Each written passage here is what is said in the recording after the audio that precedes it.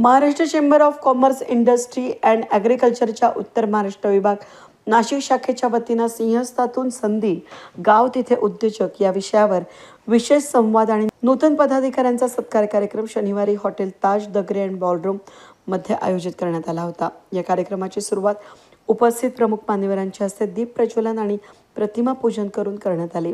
यावेळी प्रमुख पाहुण्यांचा शाल पुष्पगुच्छ आणि स्मृतिचिन्ह देऊन स्वागत करण्यात आलं। महाराष्ट्र चेंबर ऑफ कॉमर्सला 100 वर्ष पूर्ण झाले आहेत। या निमित्तानं गाव तिथे उद्योजक हे अभियान सुरू करण्यात आले असून याची मुहूर्तमेढ नाशिकमधून करण्यात आली आहे। सिंहस्थाच्या पार्श्वभूमीवर सुरू करण्यात आलेल्या या अभियानामुळे उद्योग क्षेत्राला मोठा फायदा मिळणार असल्याचं महाराष्ट्र चेंबर ऑफ कॉमर्सचे अध्यक्ष रवींद्र मांडगावे यांनी सांगितलं। महाराष्ट्र चेंबर ऑफ कॉमर्सचा आम्ही एक 100व्या वर्षात एक संकल्प केला आहे, गाव तिथं उद्योजक हे अभियान आम्ही संपूर्ण महाराष्ट्रामध्ये चालू केलेलं आहे आणि मला वाटतं नाशिकमध्ये याची एक मुहूर्तमेढ रोवली जाणार आहे। कारण सिंहस्थ कुंभमेळा नाशिकमध्ये होतोय आणि या माध्यमातून उद्योगाला, व्यवसायाला प्रचंड संधी महाराष्ट्रातल्या ह्या नाशिकच्या पवित्र भूमीमध्ये निर्माण होत आहेत। हे एक धार्मिक अधिष्ठान तर आहेच, परंतु धर्माला जोडून उद्योगालाही कसं आपल्याला पुढे आणता येईल, जेणेकरून धर्म आणि जो आपला या राज्याचा आर्थिक कणा आहे उद्योजक त्यालाही आपण एकत्रित संयुक्तपणानं पुढे कसं आणता येईल यासाठी आमचा प्रयत्न असणार आहे।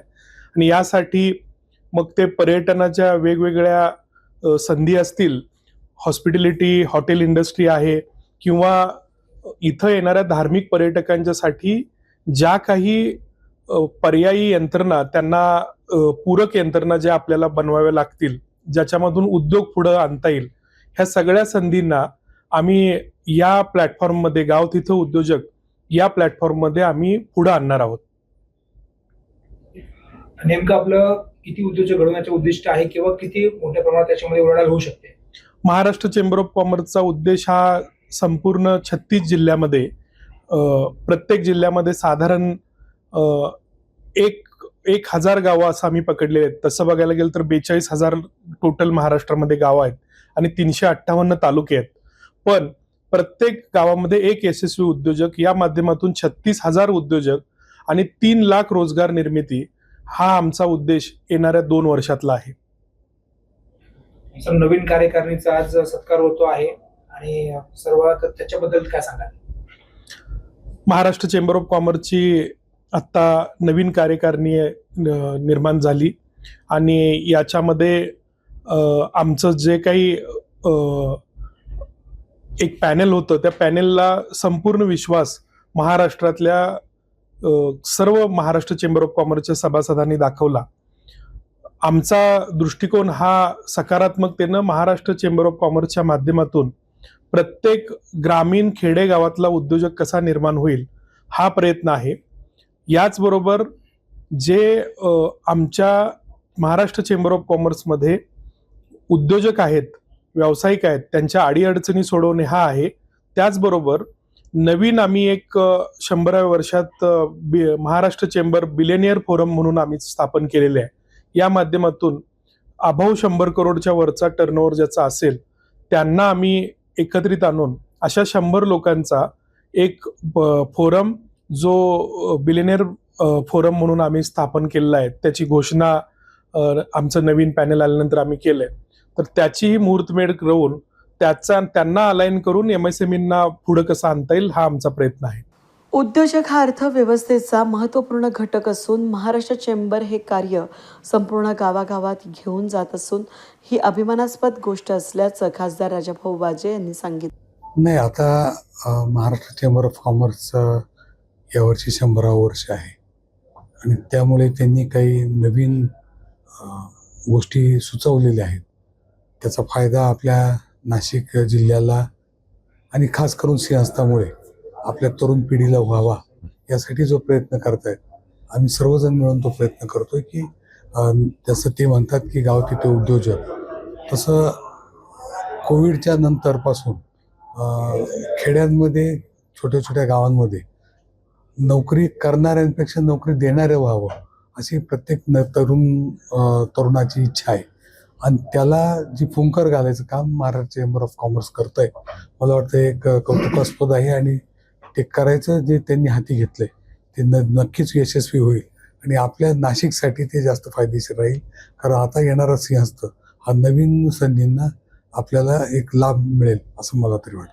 दरम्यान नाशिक जिल्ह्यामध्ये खास आदिवासी उद्योजक क्लस्टर उभारत असून या कार्यामध्ये महाराष्ट्र चेंबरने आपलं योगदान द्यावं असं आवाहन या कार्यक्रमाचे प्रमुख पाहुणे अन्न औषध मंत्री नरहरी झिरवाळ यांनी केलं असून यावेळी चेंबरच्या कार्याचा गौरव झिरवाळ यांनी केला आहे. सर्व सन्माननीय मार्गदर्शक, तसा आता इथं उल्लेख करताना मला मार्गदर्शन करतील असं सांगितलं गेलं, पण ताई मी मार्गदर्शन करणारा नाही, मार्गदर्शन करणाऱ्यांचं आकलन करणारा माणूस मी आहे.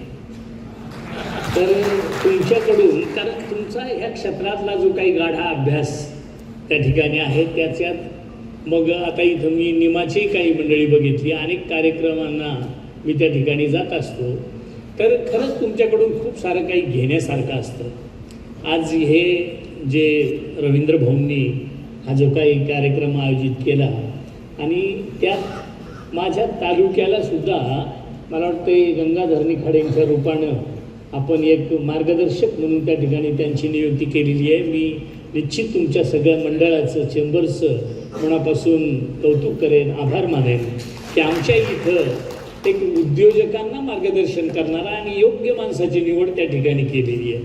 अशाच पद्धतीनं आपण तालुक्यांमध्ये, कारण आमचा जिल्हा तसा हा ग्रामीण बहुल जिल्हा आहे आणि आपण सांगितलं का उद्योग आणि ग्रामीणची नाळ ही शक्यतो फारशी जुळलेली नसते, पण उद्योग जर म्हणले तर आजही अंबडमध्ये जर फरांदेताई आपण बघितलं तर माणसं ग्रामीणचीच आहेत, कामगार हे ग्रामीणचेच आहेत, फक्त ते लाजरे गुजरे आहेत, कष्टाळू खूप आहेत. पण मला हे येतं हे सांगण्यासाठी त्यांच्यात हिंमत किंवा जे उत्पादन केलं जातं त्याची विक्री व्यवस्था करण्यासाठीची त्याची जी एक गुजरेपणा, लाजरेपणा आहे, त्याला कुठंतरी बाजूला करण्यासाठीचं मार्गदर्शन होणं गरजेचं आहे. मी बघितलंय, एका मुलीचं उदाहरण मी नेहमी सांगत असतो. तिचं गाव साहेब, तिचं गाव साधारण 400-500 लोकवस्तीचं गाव आहे. ती 10-12 वर्षापासून महिंद्रा अँड महिंद्राला हँगलोज पुरवते. पण ती अजून आम्हालाही माहीत नाही तर ती हँगलोज पुरवते. पण ती उद्योजक म्हणूनच मी तिला पाहिलेला. ती जेव्हा तिला कंपनीनं 5 शिलाई मशीन दिल्या होत्या, तिला कंडिशन घालून दिली असेल का ह्याच्यावर उत्पादन करायचं फक्त आमच्याच कंपनी पुरतं, आमचाच कपडा. म्हणजे एवढे बारकावे होते का जिथं ते वेस्टेज चिंध्या टाकायची तिथं सुद्धा त्याचं इन्स्पेक्शन व्हायचं का ह्या चिंध्यांमध्ये इतर कलरचा कुठला कपडा शिवते का. ती जेव्हा माझ्या लक्षात आली का बाबा ही एक एवढी मोठ्या कंपनीला एक हँगलोज पुरवते, त्यावेळेला मी तिच्या घरी जाऊन बघितलं. ती पेठला त्या खेड्या गावात तिचा व्यवसाय चालवायची. ती मुलींना, म्हाताऱ्या माणसांना असं काम द्यायची. कापणाऱ्याला वेगळा रेट, शिवणाऱ्याला वेगळा रेट आणि ज्याला काहीच येत नाही त्यानं फक्त तो हँगलोज पलटी करायचा, त्याला 40-45 पैसे पर हँगलोज असं ती द्यायची. ती सुद्धा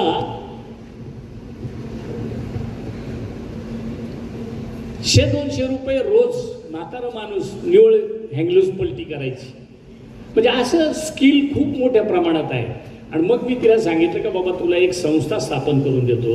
मी ती संस्था तिला अगदी घरपोच अधिकारी पाठवून आणि घरपोच तिला रजिस्ट्रेशन करून दिलं. नंतर तिनं क्लास घ्यायला सुरुवात केली मुलींची, मग वेगवेगळे शिलाई मशीनचे. आणि पहिल्यांदा तिनं ताई शिलाई मशीनची प्रकरणं केली होती महिलांची. मग त्याच्यात बचत गट होते वगैरे. नंतर ते तुमचे पॅडपर्यंत आली. म्हणजे ते तिचं स्किल तिनं डेव्हलप केलं. असं करत करत 150-200 मशीन एकाच दिवशी वाटप केले होते फ्री ऑफ गव्हर्नमेंटच्या योजनेतून. म्हणजे असंही काही जर मार्गदर्शन झालं तुमच्यासारख्याच्या माध्यमातून तर खूप सारं काही करू शकतात.